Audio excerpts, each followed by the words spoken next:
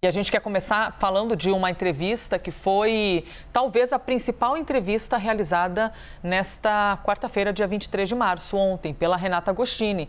Ela entrevistou ao vivo aqui na CNN o ministro da Educação, Milton Ribeiro.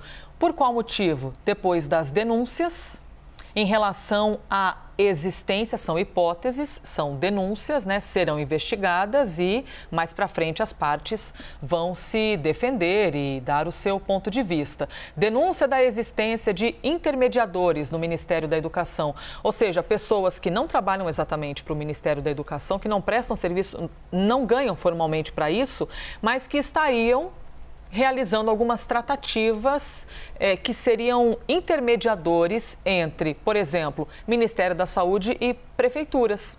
E ontem, logo no dia que isso explodiu de vez para todo o Brasil, a Renata Agostini entrevistou o próprio ministro da Educação, que Milton Ribeiro negou que os recursos da pasta fossem usados para favorecer aliados evangélicos. Ele disse ainda que Bolsonaro não solicitou atendimento preferencial a ninguém. Vamos ver então um trecho da entrevista. Ele só pediu: Milton, você pode receber? Eu recebo. Quando um governador liga: Milton, você pode receber? Eu recebo. É assim que funciona.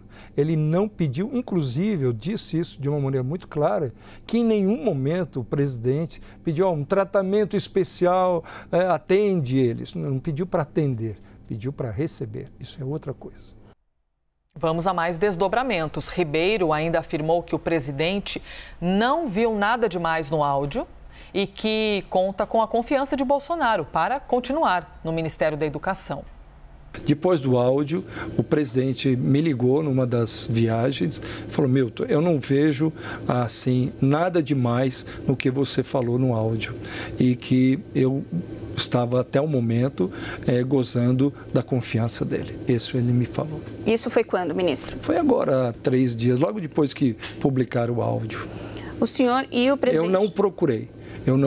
Eu respeito muito o meu presidente, o cargo que eu estou é de confiança do presidente e ele sabe muito bem o meu caráter, conhece o meu caráter, por isso eu estou lá. O senhor e o presidente nessa ligação falaram sobre sua permanência no cargo? Não, o que ele falou é que eu permaneço, que ele eu fico de acordo com a sua confiança, foi exatamente isso que ele falou. Agora, o cargo de ministro, quero repetir a todos, é um cargo que é da confiança do presidente. E se ele quiser e quando quiser, ele pode pedir o cargo para ele. Eu não tenho nenhum apego ao cargo. O Procurador-Geral da República, Augusto Aras, enviou ao STF um pedido de abertura de um inquérito para investigar esse suposto favorecimento indevido na liberação de verba do Ministério da Educação. O alvo da investigação é o ministro Milton Ribeiro, que acabou de dar entrevista, apareceu na entrevista com a Renata Agostini, que ocorreu ontem. Aras não incluiu o presidente Bolsonaro nessas apurações. Vamos então às opiniões aqui no Liberdade de Opinião, a começar por Boris Casoy. Antes de lhe fazer a pergunta, Boris, bem-vindo, viu? Boa quinta-feira. Boa quinta-feira para você também, Elisa, e para você, telespectador. É quase sexta, é véspera de sexta-feira, Boris, já estás aí com o pensamento na sexta. É véspera de sexta-feira, Elisa. Bom se a gente pudesse rir desse jeito na hora de falar de boas notícias do Ministério da Educação, né? Infelizmente, a gente não tem podido sorrir muito quando a gente fala a respeito de outros assuntos, inclusive, quando a gente fala de educação no Brasil, mas esse agora é a batata quente que apareceu no meio do MEC. O ministro negou que Bolsonaro tenha pedido para favorecer pastores, ele também garantiu que permanece no cargo, disse: diga que fico, eu permaneço. Como é que você avalia essas declarações do ministro da Educação, que apareceu ali? A gente costuma analisar que o corpo fala muito, não é, Boris? O ministro parecia tranquilo, parecia estar absolutamente tranquilo na sua verdade.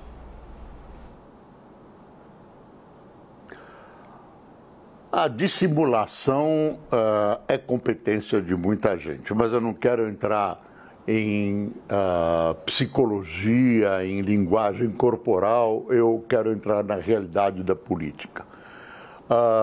E na política eu vou usar uma imagem do esporte.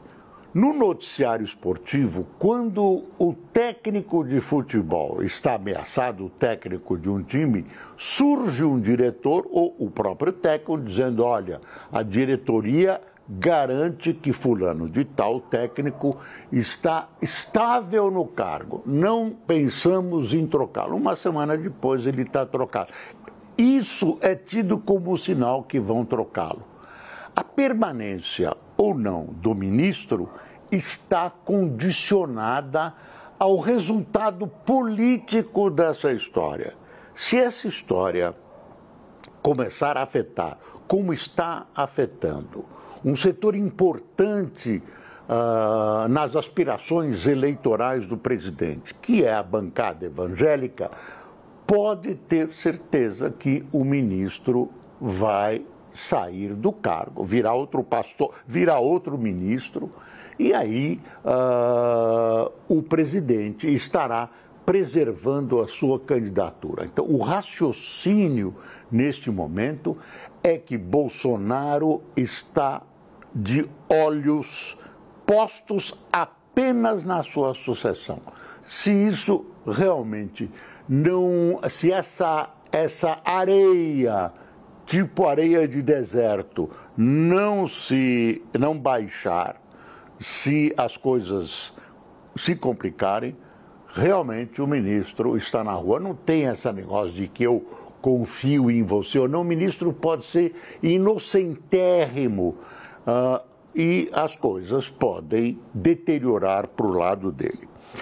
Tem uma manchete do site do Globo hoje dizendo o seguinte, que um dos pastores ou os dois pastores, mas fala no Gilmar Santos, investiu R$100 mil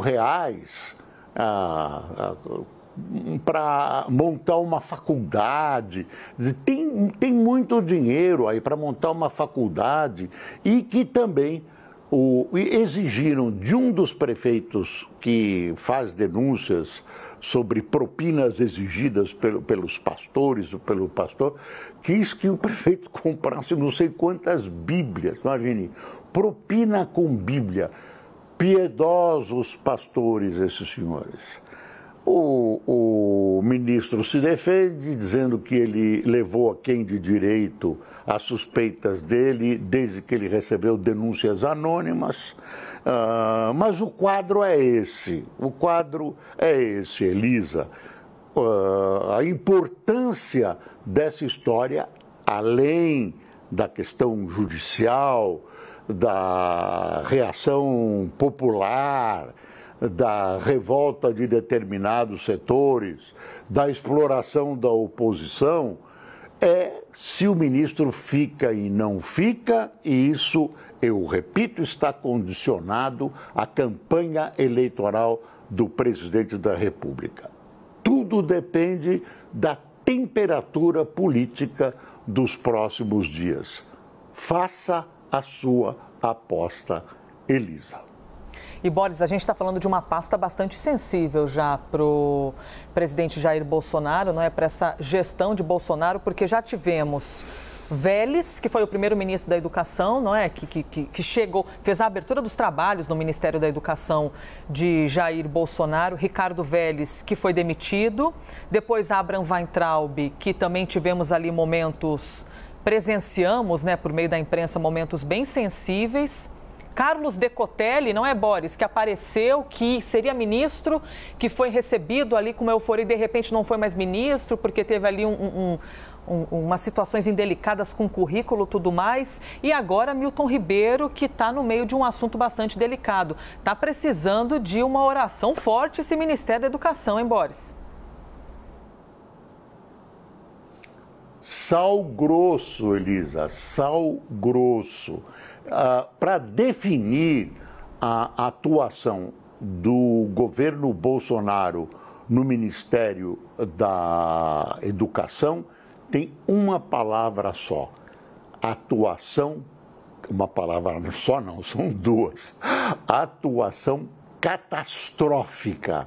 É uma catástrofe. Idas e voltas, troca de ministro, insegurança, segredos guardados sobre currículos, sobre atitudes, sobre projetos, construção de escola cancelada, enfim. A educação no Brasil, não é novidade, continua relegada a um plano secundário.